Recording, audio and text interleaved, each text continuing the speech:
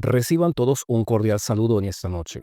Shalom, que la paz de Dios les acompañe donde quiera que se encuentren. Hay frases que parecen simples, casi provocadoras, pero que esconden una verdad espiritual capaz de sacudir nuestra manera de vivir. Una de ellas es esta: tu realidad es más bonita que tus propios sueños. A primera vista, podría sonar contradictoria. Vivimos en una cultura que glorifica los sueños, que nos empuja a desear siempre otra vida, otro escenario, otro futuro. Desde pequeños aprendemos a imaginar cuando todo sea mejor, cuando llegue el momento ideal, cuando alcance eso que anhelo. Y sin darnos cuenta, empezamos a vivir más en lo que esperamos que en lo que Dios ya nos ha dado. ¿Buen tema? Vamos y lo exploramos. Soñar no es malo. La Biblia está llena de sueños, visiones, promesas futuras. Pero hay una línea sutil y peligrosa entre la esperanza que viene de Dios y la evasión espiritual que nace del descontento. Cuando los sueños dejan de impulsarnos a obedecer hoy y comienzan a robarnos gratitud, presencia y gozo, ya no son un regalo, se convierten en una distracción. Muchos creyentes pasan la vida soñando con el algún día tendré paz, algún día serviré a Dios de verdad, algún día mi vida espiritual será plena, algún día viviré la vida que Dios quiere para mí.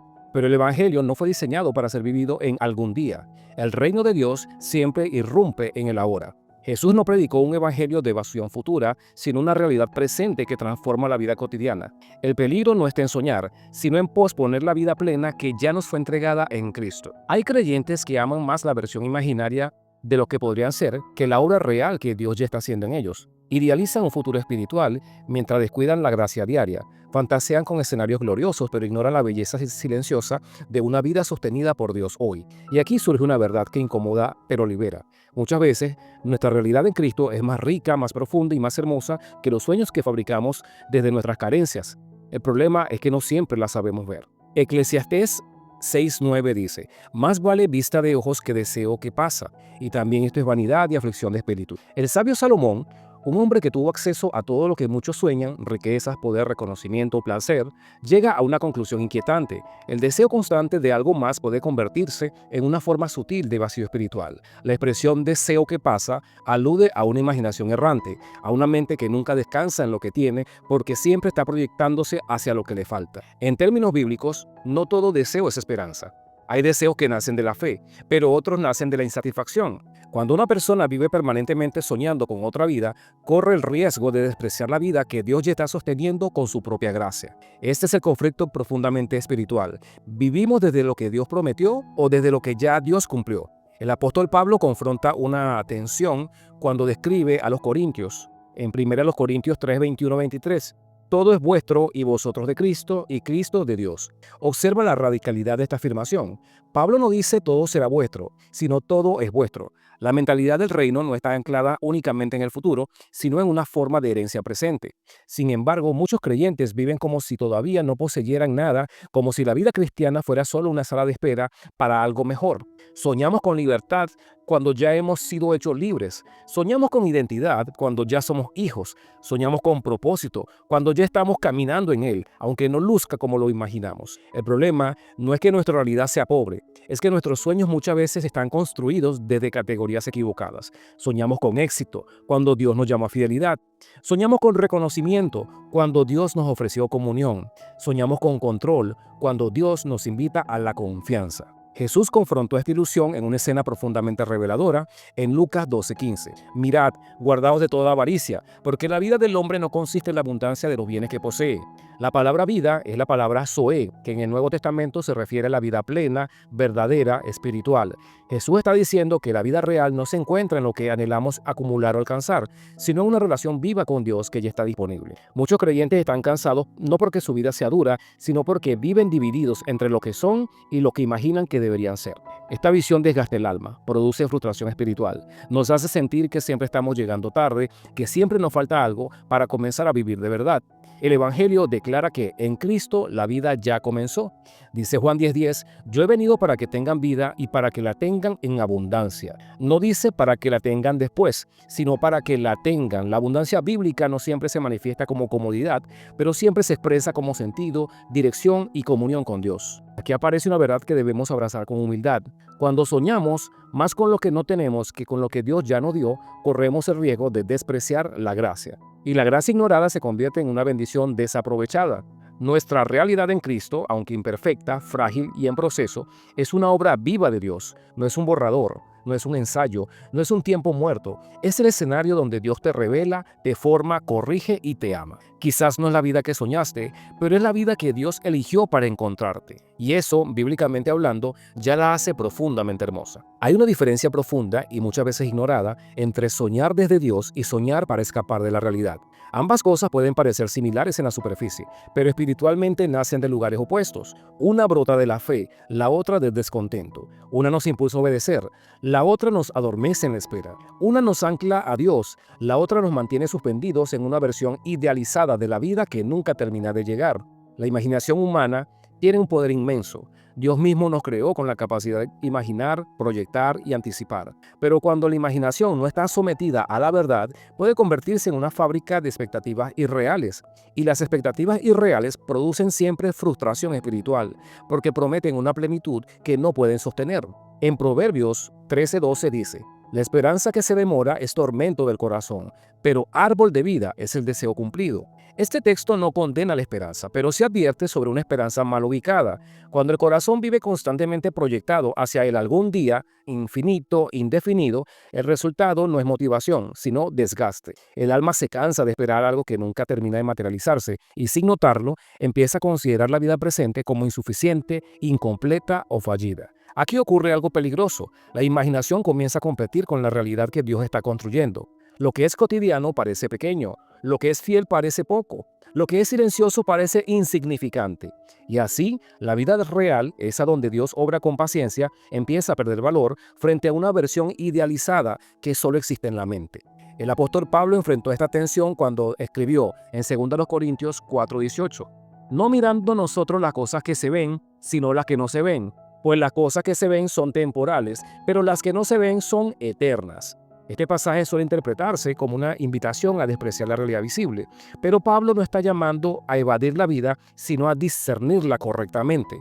No dice que lo visible no importe, sino que no debe gobernar nuestra esperanza. El problema surge cuando confundimos mirar lo invisible con vivir desconectados del presente. Dios nos llama a vivir una vida de fantasía espiritual, sino a reconocer su obra invisible dentro de una realidad visible. El error está en imaginar una vida futura perfecta mientras ignoramos la santificación silenciosa que ocurre hoy. Muchos creyentes dicen: cuando cambien mis circunstancias, entonces viviré en paz. Cuando alcance ese nivel espiritual, entonces serviré. Cuando mi vida parezca a lo que imagino, entonces descansaré. Pero la Biblia revela una verdad incómoda. La paz no nace de tener la vida que soñamos, sino de reconocer a Dios en la vida que tenemos. En Filipenses 4:11 y 12 dice: he aprendido a contentarme cualquiera que sea mi situación. Todo lo puedo en Cristo que me fortalece. El contentamiento del que habla Pablo no es resignación, es discernimiento espiritual. Es la capacidad de reconocer que la presencia de Cristo hace habitable cualquier etapa, incluso aquellas que no coinciden con nuestros sueños. Pablo no esperó que su realidad se ajustara a su imaginación. Permitió que su mente fuera renovada para ver a Dios en medio de ella. Y aquí aparece una verdad profunda. La imaginación promete control, pero la fe produce descanso. La imaginación nos dice: cuando todo encaje, estarás bien. La fe nos dice: aunque nada encaje, Dios sigue siendo fiel. Por eso Jesús fue tan radical cuando habló del afán. En Mateo 6:34 dice: así que no os afanéis por el día de mañana, qué habéis de comer o qué habéis de vestir. El afán no es solo ansiedad, es vivir emocionalmente en un tiempo que todavía no existe, robándole la vida al presente. Es soñar excesivamente con el futuro, que puede ser una forma sofisticada de ansiedad espiritual. Parece esperanza, pero en realidad es desconfianza disfrazada. Y aquí vemos algo que podemos decir con claridad pastoral. Dios no nos diseñó para sobrevivir esperando, sino para vivir confiando. Esto es una frase que debemos repetirnos todos los días de nuestra vida. Dios no nos diseñó para sobrevivir esperando, sino para vivir confiando. Cuando la imaginación gobierna, el corazón nunca descansa. Siempre falta algo. Siempre hay una versión mejor de nosotros mismos que aún no alcanzamos. Pero cuando la fe gobierna, incluso la vida imperfecta se vuelve un lugar de encuentro con Dios. El Salmo 16, 5 y 6 dice: Jehová es la porción de mi herencia y de mi copa. Las cuerdas me cayeron en lugares deleitosos. David no escribió desde un trono estable, sino desde una vida llena de transiciones, amenazas y procesos inconclusos. Sin embargo, llama deleitosos a lugares que, desde la lógica humana, no lo eran. ¿Por qué? Porque no evaluaba su vida desde lo que soñaba, sino desde quién caminaba con él.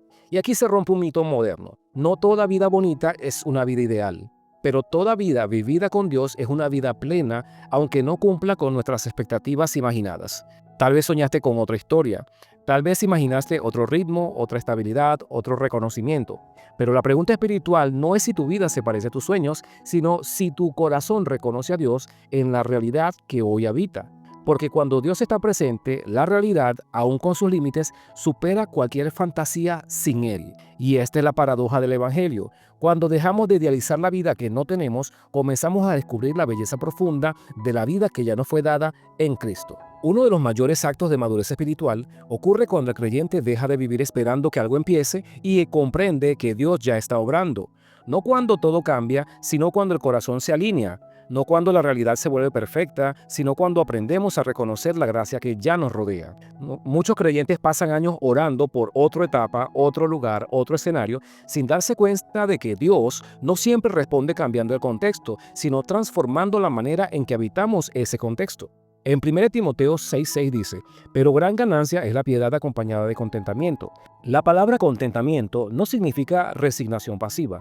En el griego, autarkeia describe una suficiencia interior, una estabilidad que no depende de factores externos. Es el estado del alma que ha aprendido a descansar en Dios aun cuando no tiene todas las respuestas. Aquí hay una verdad que libera pero también confronta. Muchas veces no necesitamos que Dios nos lleve a otro lugar, sino que nos despierte espiritualmente en el lugar donde estamos.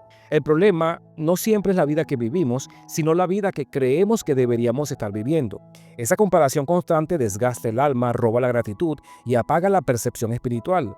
Empezamos a vivir con el corazón dividido, físicamente presentes, emocionalmente ausentes, soñando con algo que no existe mientras ignoramos lo que Dios sí está haciendo. En Eclesiastés 7:10 dice, nunca digas cuál es la causa de que los tiempos pasados fueran mejores que estos, porque nunca de esto preguntarás con sabiduría. El texto no prohíbe la memoria, sino la idealización, porque cuando idealizamos lo que no es, desvalorizamos lo que Dios nos confió ahora.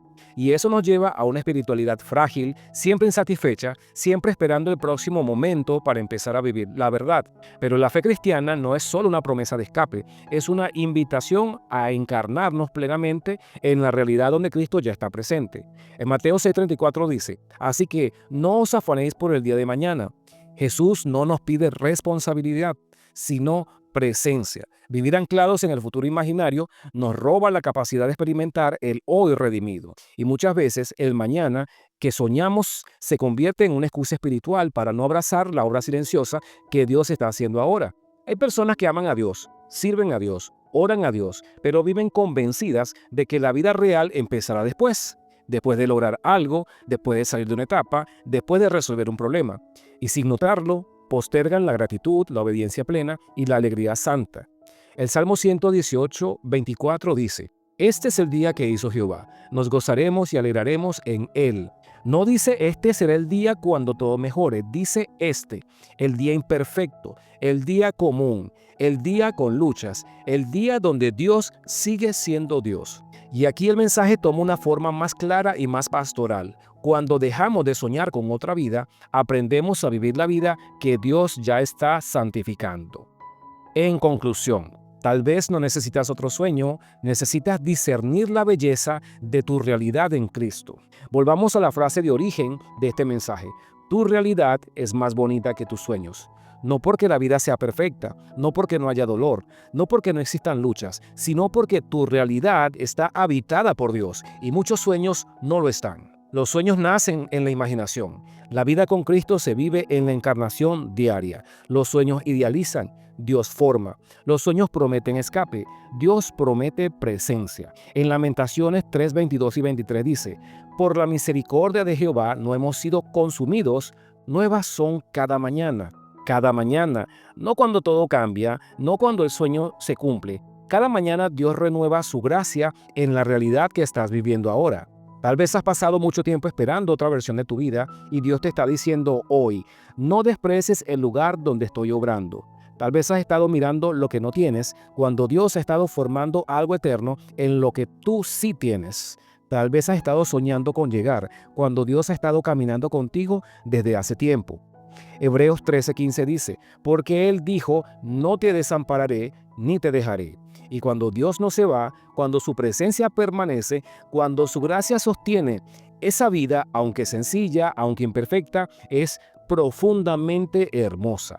Hoy es el llamado a no soñar menos, sino a discernir más, no a conformarnos, sino a agradecer y obedecer. No a negar los anhelos, sino a alinearlos con la voluntad de Cristo. Porque al final, una vida bonita no es la que parece a lo que imaginamos, sino la que está siendo transformada día a día por la presencia de Dios. Y quizás, solo quizás, cuando mires con ojos espirituales, descubrirás que la vida que tanto soñabas ya está ocurriendo en Cristo Jesús. Dios te bendiga.